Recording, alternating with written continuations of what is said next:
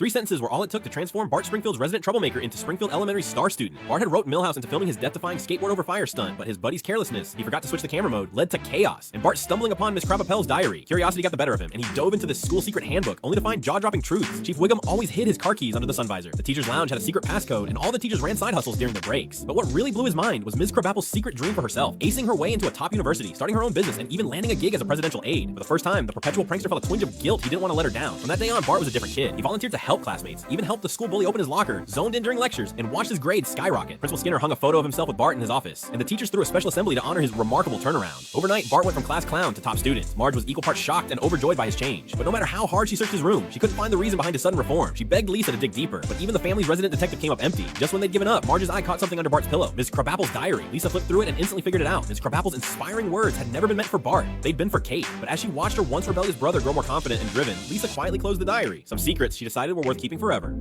To avoid waiting in line, Homer pretended to be a staff member and got to the front, successfully enjoying the water slide.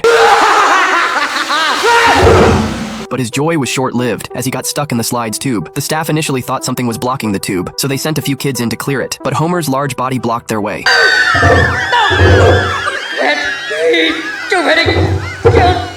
They had to dismantle the tube, and then cut it open with a saw before Homer could be rescued. Homer's ordeal made the news, and reporters mocked that he might weigh 400 to 500 pounds. All right, family.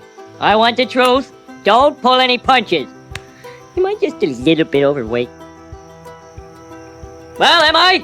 Forgive us, Dad, but it takes time to properly sugarcoat a response. No! To prove his actual weight, Homer decided to step on a scale, but when the numbers landed at 260 pounds, he felt utterly hopeless. You do have big bones. Marge, no one gains 30 pounds of bone. Faced with public ridicule, Homer finally resolved to start losing weight. He took Bart to the attic to pick out exercise equipment, but unexpectedly discovered a painting of the Beatles by Marge. Marge shared her past experiences, revealing that she had great talent in art when she was young, but had encountered a narrow-minded teacher. Someone might have used this canvas to create a masterpiece. Instead, you soiled it forever. Now this is art. Thank you, Mr. Chandler. In despair, she ran home, sent her painting to her idol, but never received a reply and eventually gave up painting as a hobby. Lisa, however, thought it was too unfortunate for Marge to give up and suggested she re-enroll in community college to continue learning. I think it's a very nice idea. Don't you, Homer? Do I have to do anything? No. Great, fine, go nuts. Only 35 calories. Marge felt a spark of interest. She used Homer as her model for a portrait, and the teacher was very pleased with her work, deciding to submit it to an art competition. Her piece won first place in the contest. I'm a work of art. That stuffer eats your heart out. Upon hearing this, Mr. Burns quickly sought Marge out, wanting her to paint his portrait. But Burns' arrogant attitude upset Marge. He was not only impatient with Maggie, but also scolded Lisa for practicing the saxophone and didn't spare even Homer. You're pleased with your current appearance?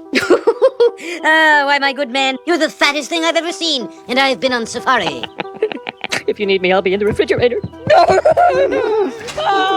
Burns, I've had enough of your posing. I can finish the portrait myself. Oh, thank goodness. Another day in this suburban nightmare, and I would have needed half a white Valium. Thank you for your gracious hospitality. See you at the unveiling.